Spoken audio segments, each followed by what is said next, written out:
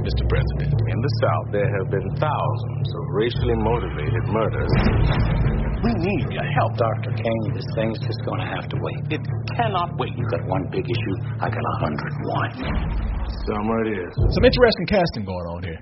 You know, the thing I like about black struggle movies, or black movies, period, is that a lot of times you can tell that the casting person is white because they don't give a shit about the person that they cast. Okay. Now, this right here, this is interesting casting. This is David Oyelowo. Oyelowo. Oyelowo. Yeah. I know that's how I have to remember it. Oyelowo. Yeah. Okay, finally, I'm glad we finally got that straight. I've been mispronouncing this boy's name for years. Oreo. But you can see him right there. A little darker than Martin Luther King. Sure. But he got the head shape at least. Yeah, he does. I would say that put on a few pounds to get that look, the right head, shape. It is. He got that old that black pumpkin head thing going on right there. But the reason why I say that is because already that's kind of this movie's already kind of ahead of the game with the casting right here. Because I look at some of the other people, man, that's been cast in some of these black struggle movies, like your boy Idris Elba. Idris Elba is just. He's so handsome, man. There's just no way that he can't play something that's not handsome. Now, I don't mean to talk about your boy Mandela, but he ain't no cover model, you know. Well, man, I'd say Nelson Mandela he's an attractive man in a different way. The thing is, Nelson Mandela was a much lighter skin and much smaller. Idris Elba is a giant. He is and I always feel like, yeah, he's a tall, strapping man. But especially in that movie, when he would stand up next to people, you could see he was doing them all. Like, even the guards, who were supposed to be intimidating, he was bigger than them. He was bigger than them. He could beat the fuck out of anybody in that movie. Everybody, he's like, please don't hurt me. Looking down and shit. But it's funny. A white person cast this movie. Oh, yeah. Because he looks like a white person with black makeup on. He does. Looks like a goddamn big old bear with dust bunnies on his head. Look at that. He even look like what? Even Idris Elba like, y'all know ain't nobody gonna buy this shit. Why y'all do this to me? How the fuck y'all even trying? He must have auditioned by audio tape, and they heard him and like, oh, this guy, let's get him in here. Yeah. I'm sure he has some makeup that'll fix and everything. That's Idris Elba looking in the mirror right now, like, what the fuck? Right? Y'all could have done better than this. I mean, I'll take the check, but goddamn, ain't nobody gonna buy this shit right here. He looks like that comedian George Wallace. Yeah, he does. Funny thing is, man, there's been somebody out there who's been able to play Martin Luther King and Nelson Mandela, and this boy just don't get a break. You know who it is? Who? It's the doppelganger, Cuba Gooding Jr., man. He played Martin Luther King? He didn't. That's the thing. He can. Yeah. I can see it was Martin Luther King. Yeah. I especially see him as Nelson Mandela. Right. But what does he get? Well, he's a retarded Negro riding a goddamn grocery cart down the street. Well, name that movie where he turned in that kind of Nelson Mandela level performance. Look, you already talk about Nelson Mandela. You can't Freudian slip up there if I haven't seen one. I'm just saying. He's like, come on, Mom, we brothers, man. Don't talk about me like that. Hey, man, I'd love to see you do more. I just don't know if you can handle it. Well, I want y'all to look at something for those who are watching this. Indeed, Martin, Cuba. Martin, Cuba. Tell me, especially when you smile. Tell me y'all don't see it. Now, don't try to get your Ice Cube shit on now. No. Everybody done seen it. But damn, boy, Cuba Gooding Jr. can't catch a break. I'm waiting for the day that my dream comes true. Well, he gets to show up in these movies. That's the thing. He's like, can you see he gets to show up? He's like, damn, but I'm almost set, y'all. Y'all can't see this. Well, he's an African American male actor who's been around long enough. Eventually, some of these roles got to fall to him because they've used everybody else. One day. I mean, the fact that they're like importing this kid from Britain to do it don't speak well for him. That's another thing I'm gonna talk about in a little while. That's one of my complaints about the movie. But let's just go ahead and get into the film itself, which of course we are talking about Selma. Now, the Civil Rights Act, Martin, of 1964. So I know my history a little bit. Legally desegregated the South. Of course, the South said, we don't give a damn. Don't give a shit. Hey, you know what? Fuck you. You can write all the laws you want. I just a piece of paper. Do you know where you are, boy? So, hey, they just kept on beating the shit and killing black people. Like, hey, it was just another day. Just another day in the South. Yeah. Just another don't give a fuck day. Yeah. Oh, you came to vote because you think it's legal? All right, well, before you vote, give us the names of all the states backwards. Better yet, how about we take a vote to whoop your ass if you don't get out of here? Yeah, that's what I thought. I win. But with this, we have Martin Luther King, who, against threats of violence and even murder, he organized his legendary march from Selma to Montgomery, Alabama, all the while in an attempt to try to negotiate the signing with Lyndon B. Johnson, the signing of the Civil Rights Act of 1965. Yeah. Which was frustrating as hell. How many times can you go in and the president tell you, I don't give a fuck about your black ass? Right. I mean, I'm being nice. Right. He's like, I feel for you, but I got other shit to deal with. In fact, if I didn't have such a high profile of me, I'd be whooping your ass too. But, I'm the president and people looking at me. I'm going to smile and just calmly just push your ass on out of here. But this movie is, I don't know. I'm gonna have some realistic, honest talk with people. Like people say, real talk. I really don't know how powerful this movie would be to me if it wasn't so relevant right now. Yeah, I know. Right? I mean, the movie really resonates with you when you see the climate of violence that's going on with the police and the people right now, and you look at this and like, man, well, a little bit has changed. We're better than we used to be, but really, when you on the whole spectrum thing, how the goddamn thing has really changed. I mean, we got cameras filming this shit now. Well, it's funny how often a movie like this can come out, and there's that feeling of like, man, things were so terrible back then. It's like, this comes out right now. You go like, I don't think you can apply that back then. No, I mean, believe me, things are better now. I've had sex. Yeah, we got this show. We got this show right here. I've had sex with plenty of white women. I'm still breathing. But the night is early. Night is young. Hey, I'm pushing my luck though. Even David Olio or whatever, he's like, God damn, I'm in this movie. This is depressing me right now. He's like, shit, I don't want to be in this movie no more. But I'm watching this and I look at it and while I look at it and say, yeah, you know what? I do give it credit for being as powerful as it is right now because it's a well-made film. First of all, and I like this. It's made by a woman director. It's her first movie, isn't it? Her first movie, Ava DuVernay. She was a publicist for a long time. Yeah, long time. I mean, just writing shit and just watching people fuck up movies left and right, and she's like, I could do this better myself. Until she was just finally like, God damn, move. Right. You know what? I'll do it. Somebody else is supposed to make this movie, but she pushed them on out the way. But you know what? I look at this film and I say, this movie it's one of those films where it's also important. Now, I would say it's an important film even if it wasn't about race. I would say it's important if it was relevant to what's going on at a certain time, and it should be spoken to a lot of people. And that's what this movie is, because right now, there's a lot of angry people out there. Yeah. I mean, we see I was just talking to Time in the Day, how the tension between the cops and the people right now, especially in New York, is just thick, man. Oh, yeah. And a lot of people are angry, and we've already seen a lot of people resort to violence. Now, the cool thing about this movie and what's so important about it for people to see of all ages, but especially some of the younger people coming up right now, is that this movie really does get across more effectively than I've seen in a lot of movies and a lot of other movies, because a lot of other movies are preachy. Yeah. We're going to take this ass whooping. Let's not fight anybody. And you think like, damn, why y'all sit up here? I was getting mad. Why y'all getting y'all's ass whooped? Stand up for yourself.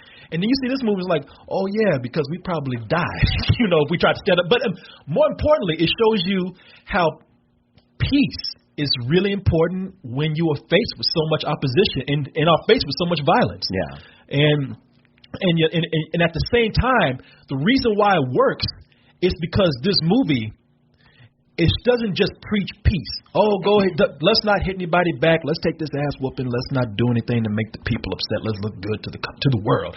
No, the movie says something that no movie has really done before. It says, you don't understand. Yes, you can have peaceful tactics, but you got to have some negotiation tactics too. Sure. You got to have a plan. Yeah. And that's what this movie did. This movie is a good lesson for a lot of people trying to do a lot of things.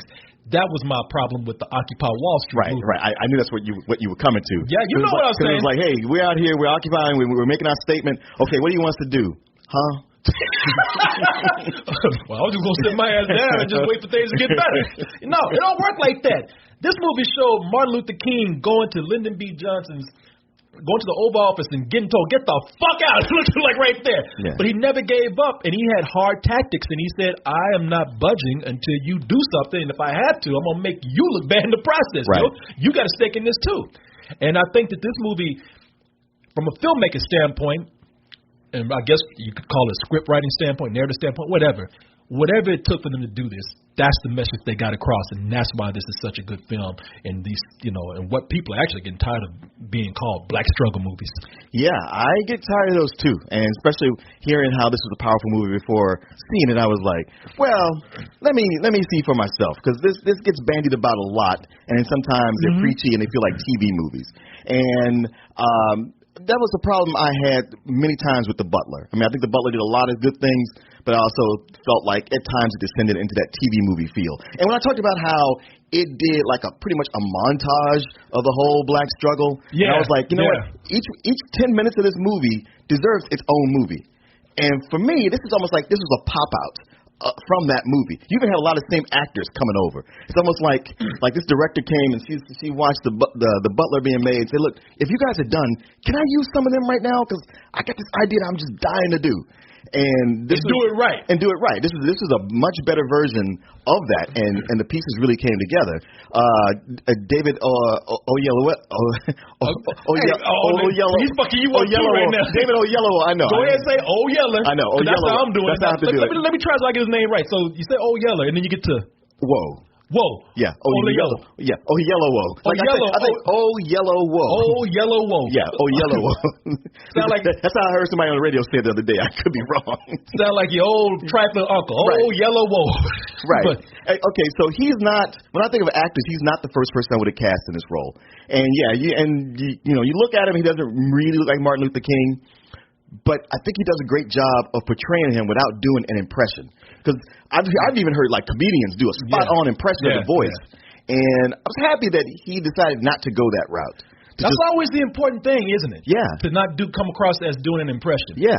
Because every so often it works. Like, I thought it worked for Jamie Foxx, but most of the time people do it, not so much. Yeah, and they're doing it for laughs too. Now you're laughing, but his performance, you felt the emotion behind it. It was almost like he was playing Dr. King in a way where he was like playing him as if the embodiment of, I might be leading this, but it's not about me. Yeah, that's true. And you know something?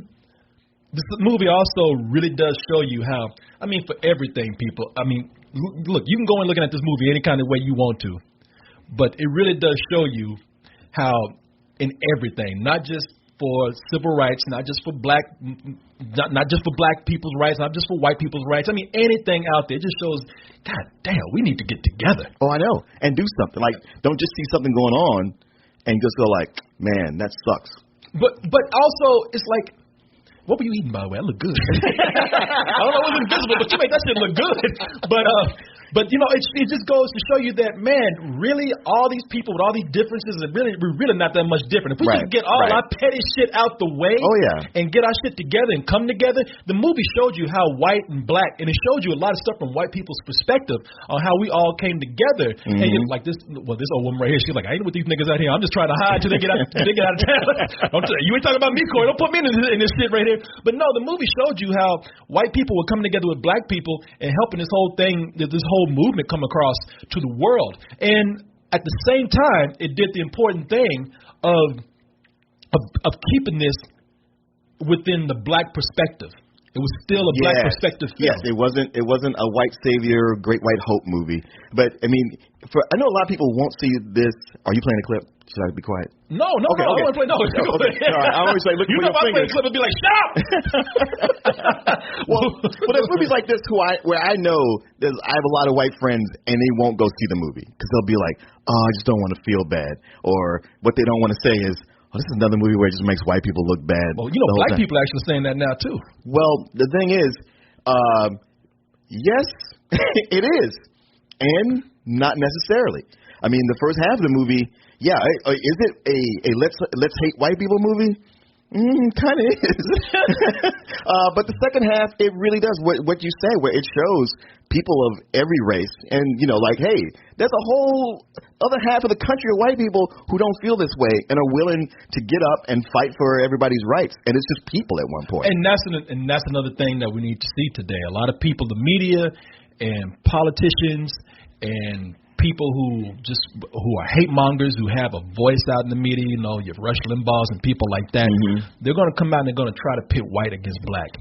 But it's another important thing to see that, man, not everybody feels a certain way on one side. Right. And the movie actually gets that across very well. Now, I will tell you this before I actually get into the whole, the angry, the hate white people part of the movie, which I don't ever like to say because I want to scare white people. Another thing that might intimidate a lot of people is, including black and white, is the preachiness of the film. I mean, right down to literally preaching in the movie. But I would say that those moments in the movie are good because let's not forget that this is a film and it's all about performances. And those times when we get to see, look, Martin Luther King Jr. was a preacher. He was a pastor. And there are moments where you have to see him rally his congregation up to want to get on this movement. And David, yellow whoa. Yellow whoa. Yellow whoa. But that you get to see him actually be Martin Luther King in those parts. As long as I am unable to exercise my constitutional right to vote, I do not have command of my own life. I cannot determine my own destiny, but it's determined for me by people who would rather see me suffer than succeed.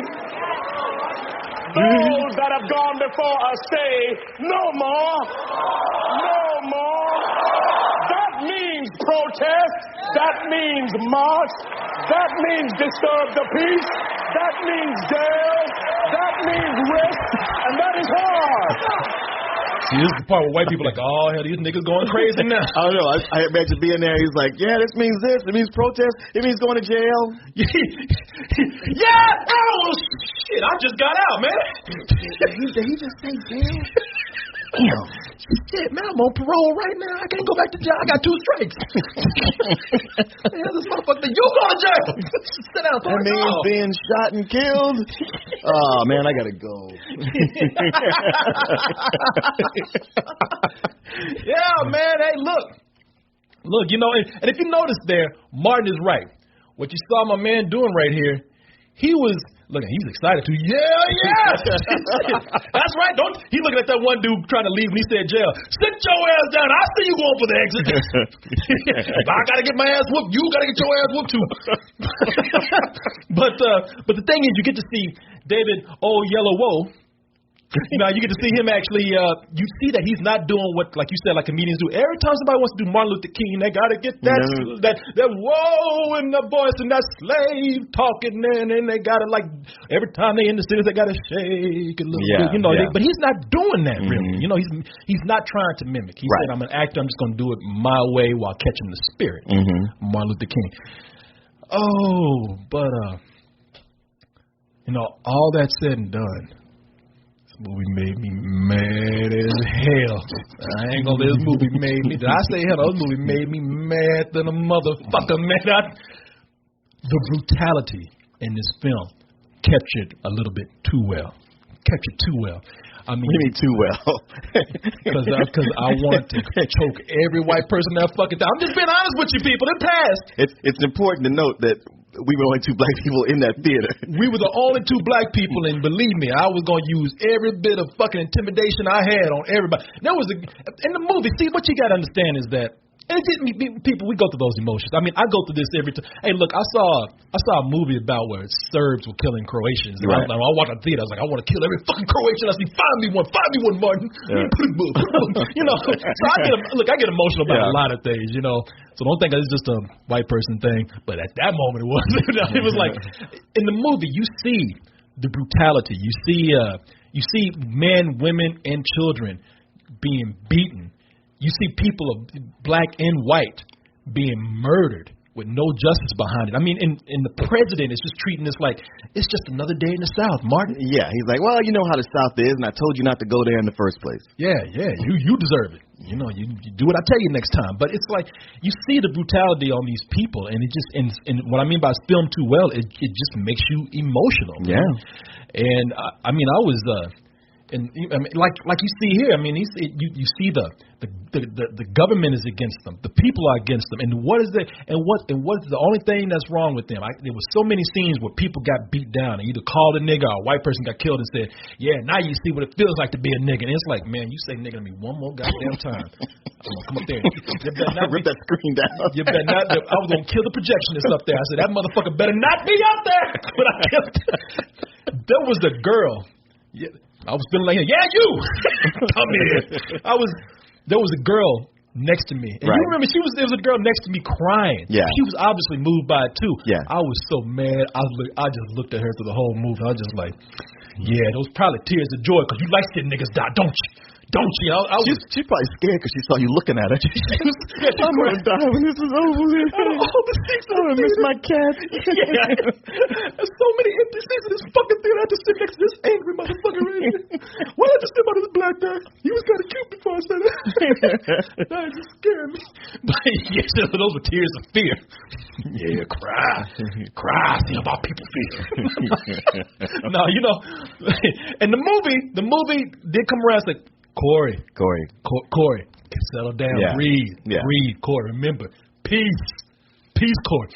All right, but you better not call me nigga no more. It's just those backwards fucks in the South, which is where you live right now. which is where we are. Actually, we're in Austin. Austin's a whole other country within and of itself, but that doesn't matter.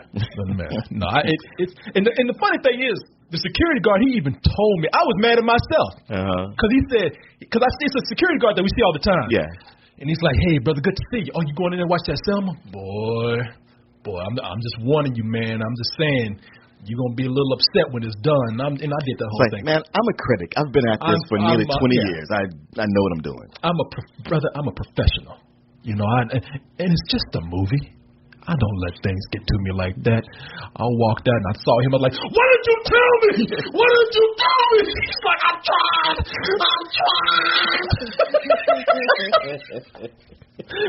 That shit caused some black on black violence, man. But I do have just some small complaints, some very small complaints in this movie right here. In the film, let me see if I can find some pictures here. You saw me playing some clips, or you saw me playing the trailer, and it would stop on certain parts, and you see certain parts pass. And I'm on the clip right there. It was I want to bring some people up. Now, you don't get those kind of emotions in a movie unless you're giving great performances. True. And there's a lot of great performances in this movie from all kinds of actors in here. Tim Roth as Governor George Wallace. Surprisingly very well at that, man. Yeah. Hated his ass, too. But the one who was really good, because you really did feel sympathy for this guy, because this guy was kind of caught in a very hard place, is Tom Wilkinson. I mean, you can be mad at the president for being ineffective, but it is a product of his time. And he was somebody who really did want to help. You could tell he really did want to help, but he didn't want to risk his image. I mean, because, you know, he didn't know. A lot of white people might not respond to this very well. It's an odd thing because Tom Wilkinson is a great actor. And I don't know how I felt about his performance. You don't? I don't. I mean, I know everybody's been saying it's great, but my visceral feeling was that it was hard for me to connect him as LBJ. Really? Well, he says, well, fuck you, Martin. Everybody else thinks I'm great. I've seen so many people do LBJ, and there's a certain thing that they all kind of have, and I felt like he was missing it. And it's not like I wanted him to do an impression. You know, it's not that's like. That's what I was going to ask you. Right. But I guess I wanted just maybe a little bit. Just a touch. just a little tiny bit. Not a lot, but just a little bit. See, man, when somebody tries to go off and not mimic, because that's what I liked about it. Yeah. Him and David Oyelowo. David O. David O. That's fucking why am I even doing this? David O. David O. Don't sleep on David O.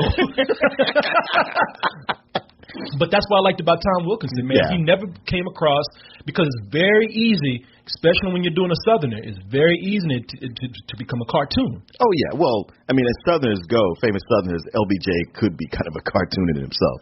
Yeah, he was a larger-than-life figure, but, and by the way, big racist himself. I mean, I guess he came around later when he saw it was good for his political agenda, but, don't get me wrong. He was a real back and forth on that. If he would get mad at his driver or something, he would go off. Yeah. He got mad at his driver one time. He told him, you a nigga, you will always be a nigga. I mean, I don't know what that dude did that day. I don't know what that boy did to piss him off that day. Thank you, Captain Obvious. Yes, sir. You called me that yesterday. Sorry. That's probably what he did. Probably ran over a bump. God damn, I told you to watch that pothole. See, you a nigga. You all gonna be a nigga. You can't see where you're going. Yeah, still knock your head off, didn't it? Fuck you.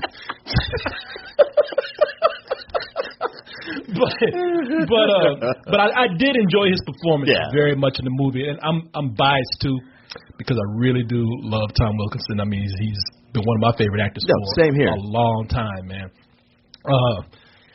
Also, another complaint of mine is that, do you notice a pattern here, people? Do you find some common denominator between all these actors that I've named here? And let me tell you, got it?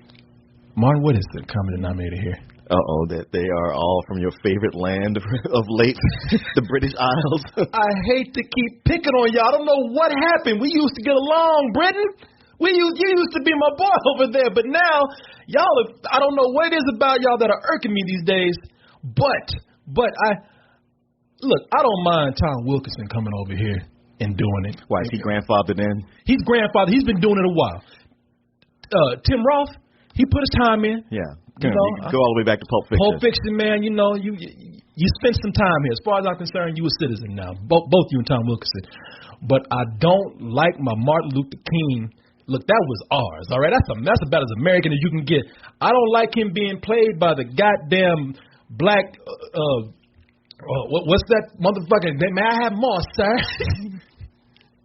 Oliver Twist? Oliver Twist, the black Oliver Twist. Look at him. Right now, he wants to do a pip cheerio so bad there. Well, now, with the last name Oyelowo, I have to imagine that his parents were African.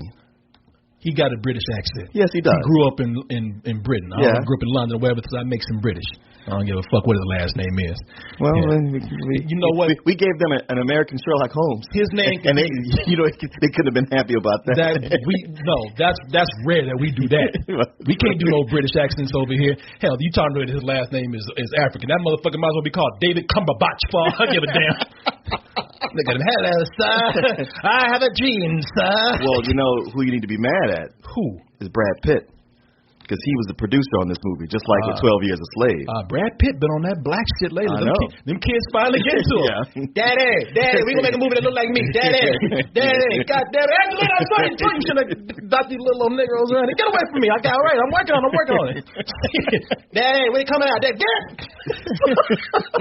But yeah, man, it's a good movie. My last complaint here. You know, when you make a black struggle movie, there's another name that you got to have in there. What's that? You know who it is? The Big O? The Big Oprah. Oprah. Now, I love Oprah. I do. And Oprah, but y'all can talk about Oprah all you want to, but Oprah's she's trying, at least. Yeah, she's putting her money where her mouth is. And that mouth is big right now.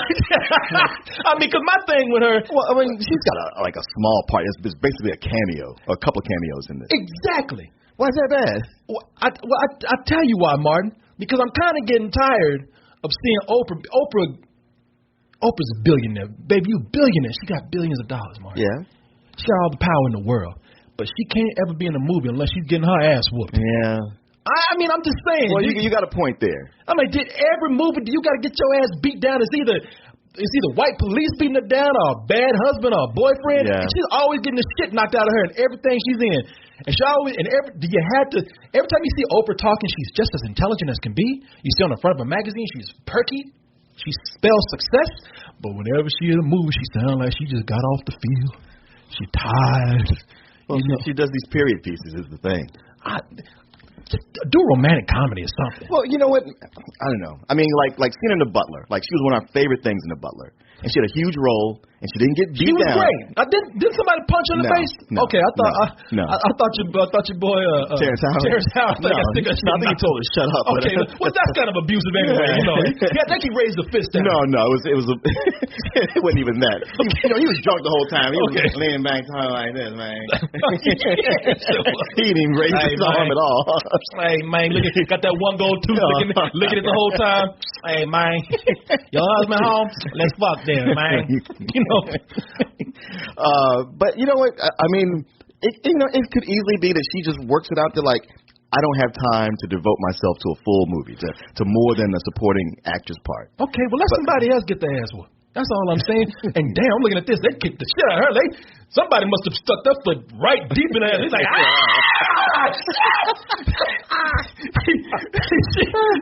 you know, this was filmed in the South because them white people got carried away with that scene. God damn it, Shit! But, so let me make sure we still are. Okay. But yeah, man. Listen. The movie is very, very moving. I mean, that's the biggest thing about the film. The movie, you walk out of it and it's rare that you see a movie with this kind of production that's not that's not so manipulative, but just really makes you feel moved and makes you feel angry and makes you feel angry to the point that not only this film is necessary, but man, people need to speak up on this more. And and what the hell am I doing? Well, also every time this came after the fact, but hearing about how few people turn out to vote really makes you angry. Like, what the fuck, you guys? Yeah, Texas. But I'm going to give this movie. I'm going to give it a full price.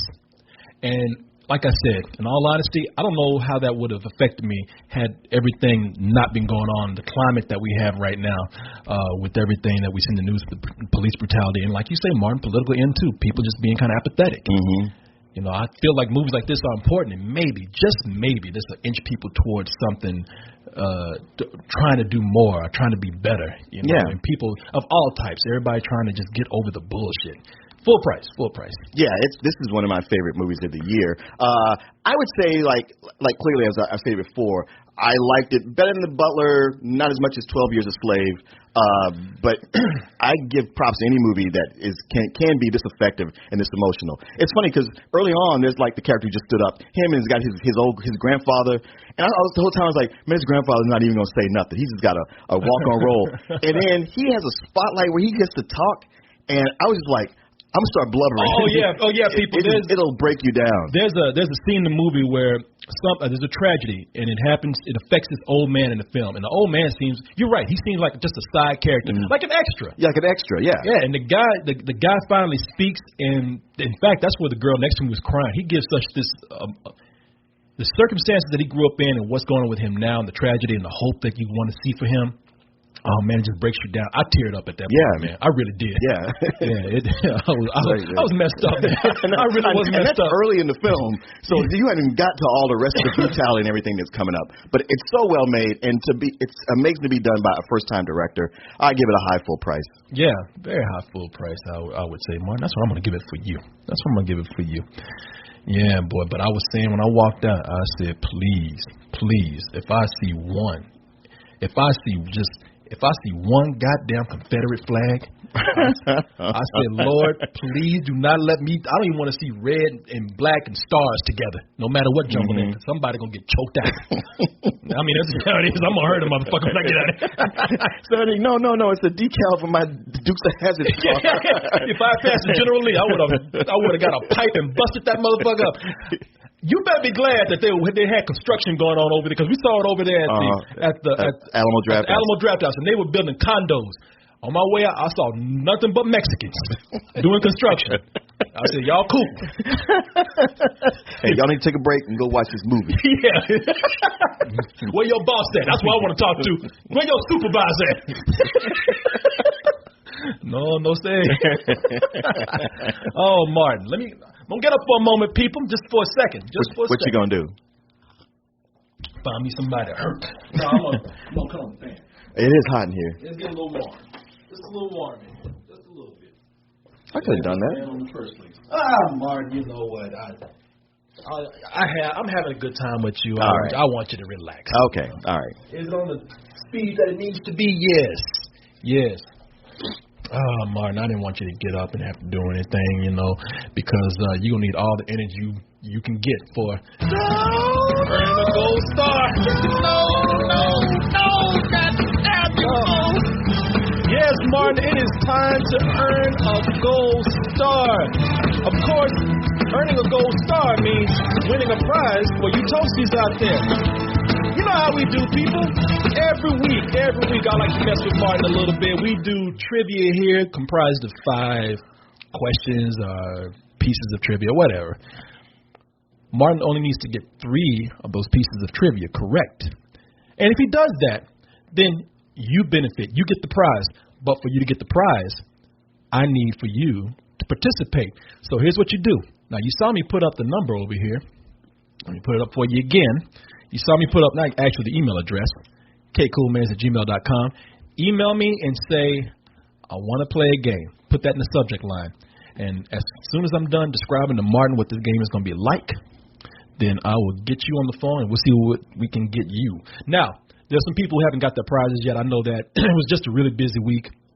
I had to tally up what I need to give you. So you're going to get that along with these prizes that are going out this week. So don't worry. If you need to send me a reminder again, I'll send it out. I'm usually good about sending these things out, but it's been a crazy-ass week. Hell yeah. Coming off of Christmas, going into New Year's. Yeah. I ain't forgot about you. Black of clothes, ain't forgot about you. All right, Martin. Now, the way we're going to play this game here is that. Let me see what we got. A lot of people have played Martin Luther King. And when you look at the number of people that played Martin Luther King, it's kind of weird sometimes. Like I just got to be telling you how casting is weird when it comes to black people. Yeah. Some people say, well, as long as you black, come on in. You black, you got a mustache? Right. Come on in. Martin, you can play Martin Luther King. Look at you. True. Yeah. So I have descriptions here of people who have played Martin Luther King. And by that description, you got to guess who it is. The description is going to be, I'm going to go back to classic Martin Luther King. Oh, no. I have a dream speech. Oh. Except in this case, it's going to be, I had a dream that I was a so-and-so. And by that description, you got to tell me who played. Okay. Who played Martin Luther King. Okay. This is not an easy game. No. I'm going to tell people that right now. So I feel for you. For the person who's going to step in and be brave enough to try to play this game right here. You might want to wait till the next one. Well, that's too late. If you already sent it, you're getting the call. But I got to pull up the Gmails first. So let me pull that up. Let me see who we have on here. I'm going to just pick the first one that I see. Let's see what we got. Here. Hold on. Did nobody want to play? You know, it's one of those things too, where sometimes every time I get ready to say, nobody wants to play, then that's when people come in and hey man, I want to play. So I'm gonna give you just a few seconds. Refresh. That's what I'm trying to do here.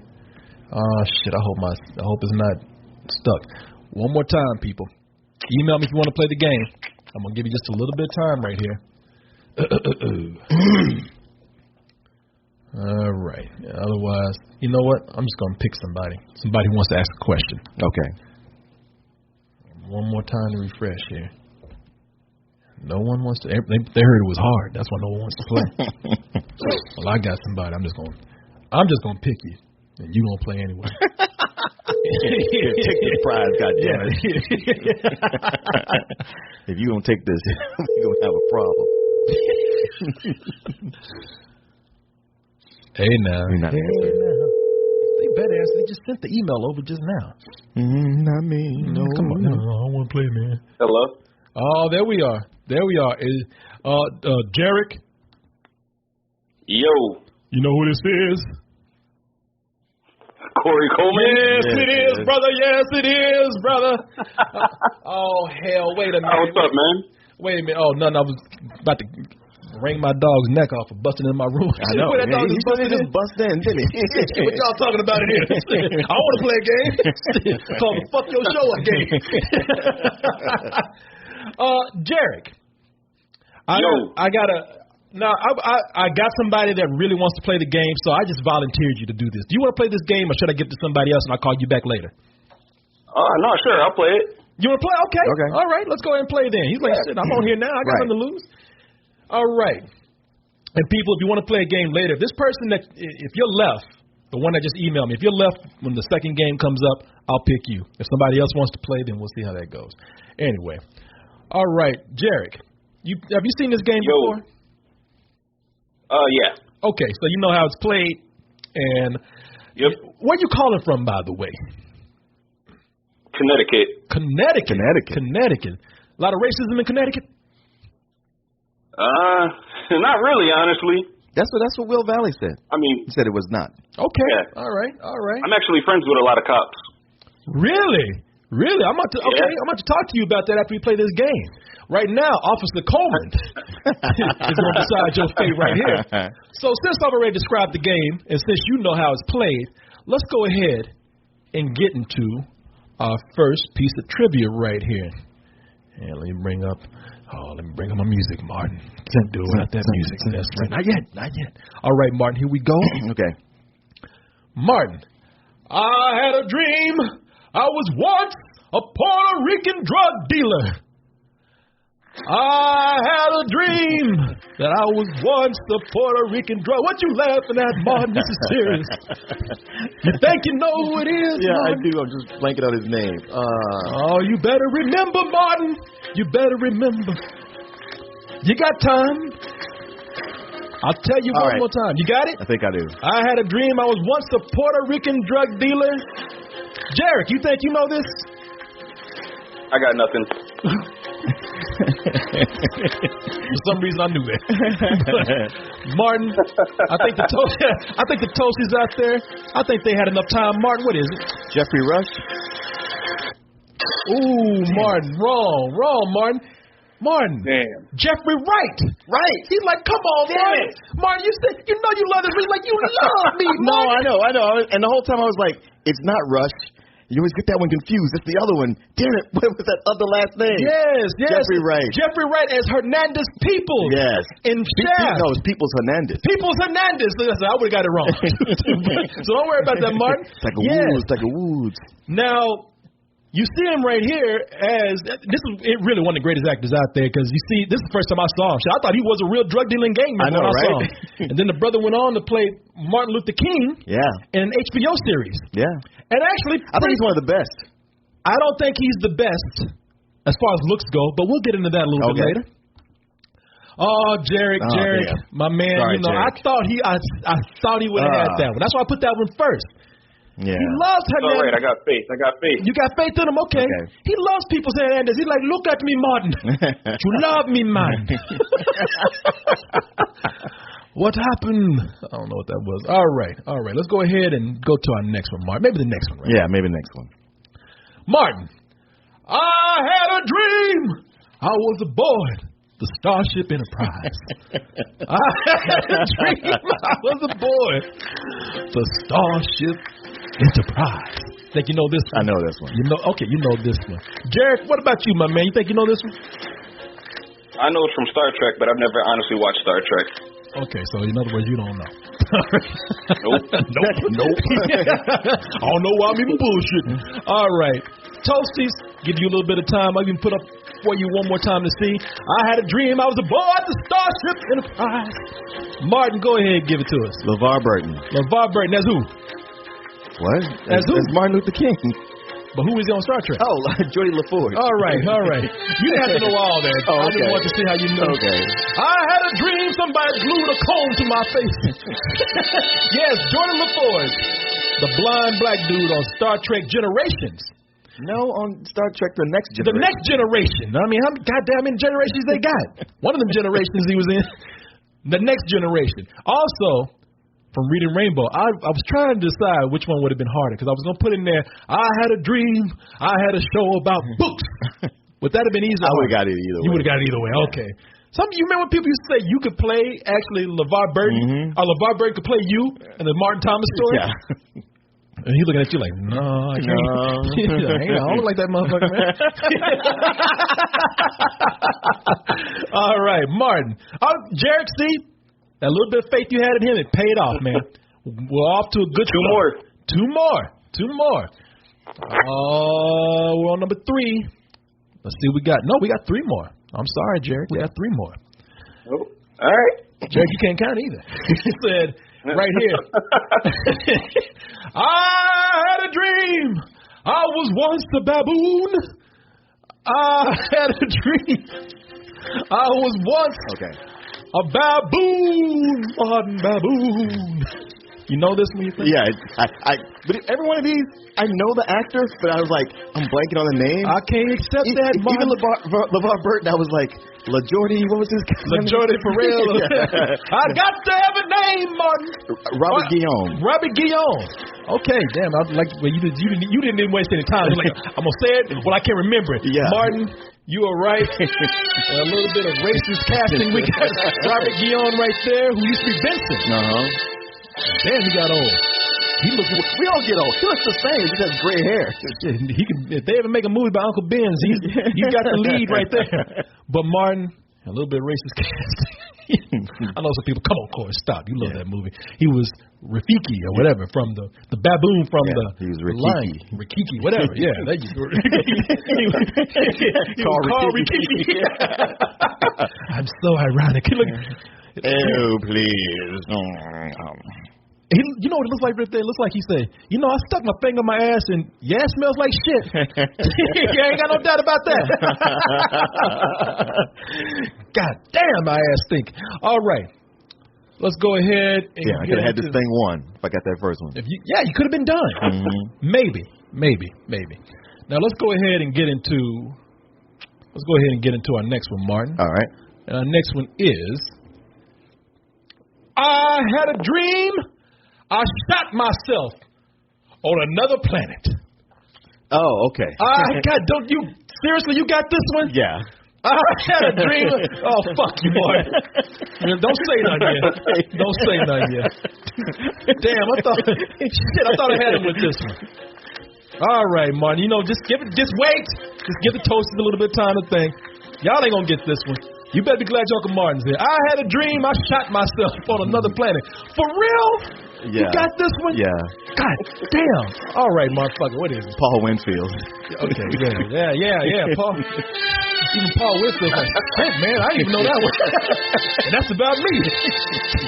Yes, people, your Star Trek. In Star Trek 2, The Wrath of Khan, Paul Winfield was some commando on a starship or something who got one of Khan's thugs put a bug in his ear and drove him to suicide. Drove his black ass crazy. You know what? He looks like every relative or every trifling Negro in my neighborhood are like, yo, man, let me get $10. Oh, yeah. And he often played those roles. Yeah. Before there was Sean Bean, Paul Winfield was the guy who died in every movie. He was.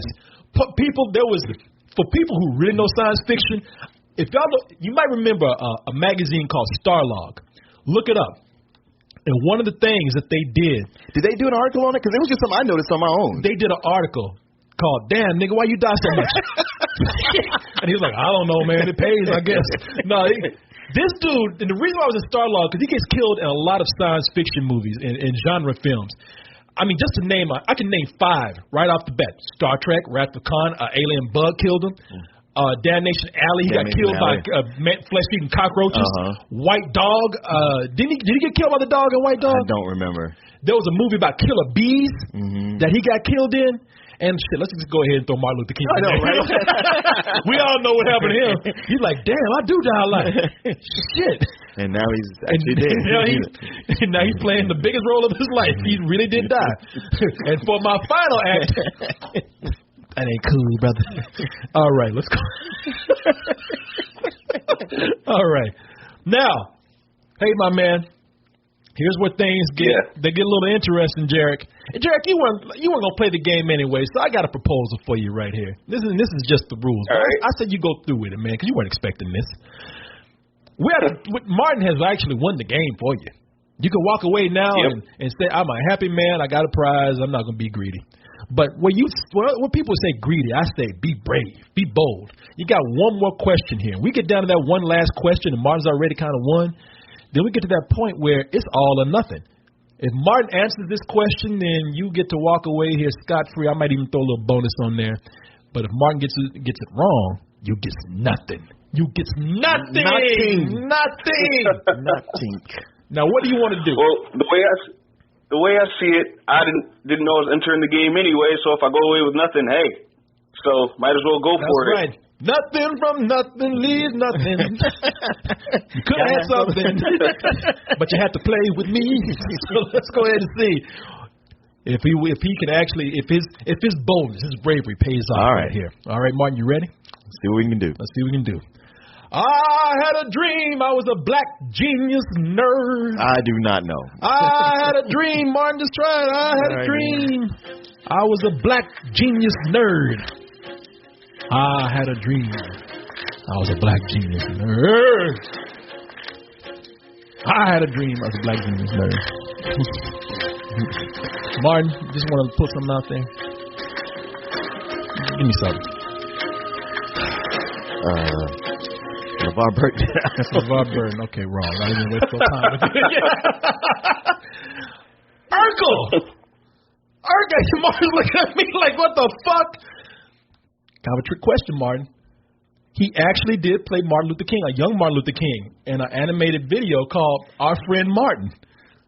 Suck my dick. Man, come on, man. Come on. Be my friend, Martin. Oh, my God. Hey, it counts. He played him. Man, why would you do that to Jarek like that?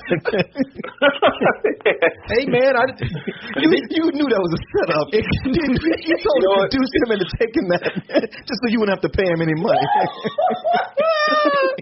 Hey, that's the risk you take when you fuck with the devil over here. Hey, it's what I get. Yeah, that's what you get for listening to me. No, I respect you, man. I respect you. Hey, you walk away here. Maybe you don't walk away with a monetary prize, but you walk away with the prize of respect from me. And and that money can never buy that. Somebody said, well, yeah, because it's too cheap to fucking buy. That's why. It counts, though. It counts. He did play. Can't buy anything with respect. You can buy more respect from me. But, Is that Martin Luther King riding a skateboard? Back there? Yeah, that's Martin Luther King, man. No, it's about these two kids that go back in time. And they see Martin Luther King. Jesus. Yeah. Well, they just make anything. Hey, Martin. Did I do that? Yeah, was this one of the episodes of Family Matters? Steve! Get out of my house, Steve! It's now Jaleel. Steve. It's always Steve. It's always been Steve. Yeah. Jaleel White. All right, Jarek. You know what? I appreciate your participation here, my brother. I had a fun time with you. Like I said, my man, hold your head high and walk proud, man. You're a winner in my eyes. Yes. People. Now, Jarek, I'm gonna get back to you. People, I just got to say this. Hey. Thank you so much for tuning in tonight. I know it's New Year's Eve. You could be doing a lot of things. Some of you are prepping for your big night out right now, but you chose to watch. And being that you did choose to watch, that means you're probably a subscriber, dedicated, and you're helping keeping this site afloat. If you haven't tried the 7-day free subscription that we have on the site, which allows you to get immersive with the live video streams and our archive of other videos, try it out. You can quit at any time, and it's very easy to do. And hey, we understand, but we do hope you stick around because we love having you. Also, if you're listening to this, Martin, if they're listening to this, they're listening to this on SoundCloud. We have a partnership with SoundCloud, and it's paying off for us very nicely. If you are a podcaster or a musician, I recommend you try the service out for yourself. You might get invited to be in the partnership program, and it will pay off for you as well. And finally, just go and check out doubletoasted.com. I'm putting a lot of new additions on there, a lot of new features. So whether you are watching, listening, or clicking, Martin, what do we do? We give the love right back to and you. we appreciate it and getting stirred to put in the pot, stew it up, and stay toasted. we appreciate the love, and we do our best to get it right back to you. What happens when a man stands up, says enough is enough?